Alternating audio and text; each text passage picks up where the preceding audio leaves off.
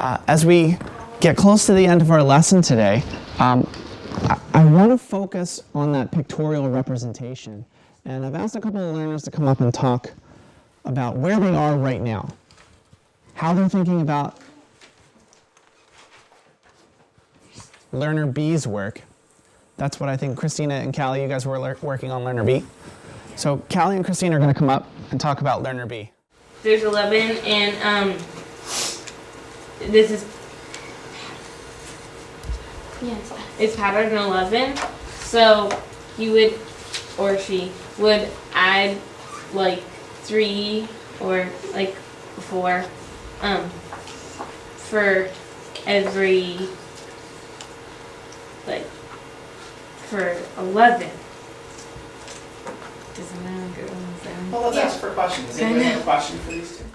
How did you come up with the 4? The 4? Well, it says We're on the not sure about that. Well, I think it was because of the black button, and he just added one.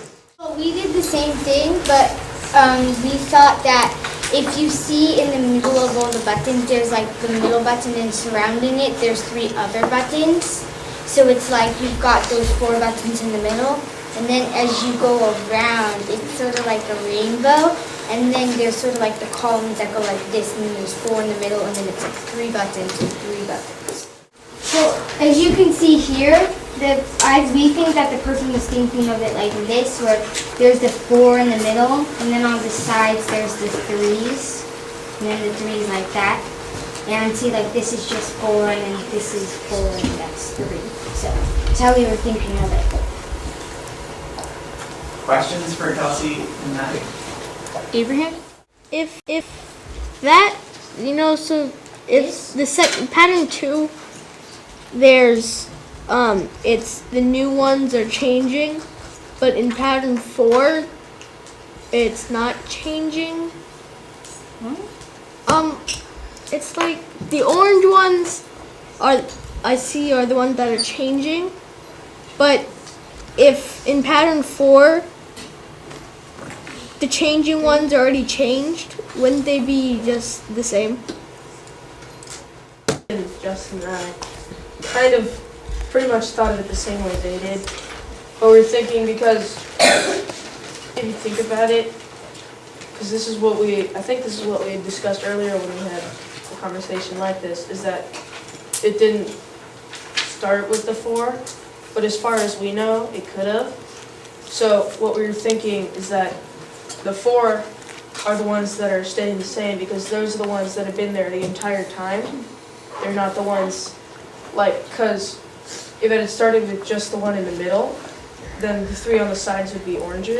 Kind of disagree on how you think that the other one, that the pattern 3, the ones that are changing.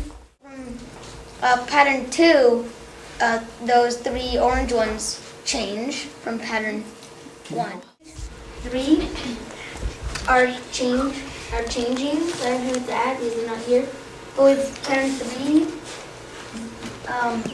these 3 are through here, so it doesn't change. I think that these are the ones that are changing.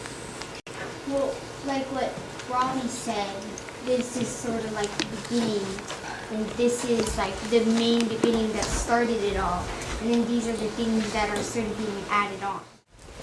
Like, aren't only the 3 outside changing because they're the same from pattern 2? You're not, for pattern 3, you're not adding 6, you're adding 3. That's what I think too. Very good.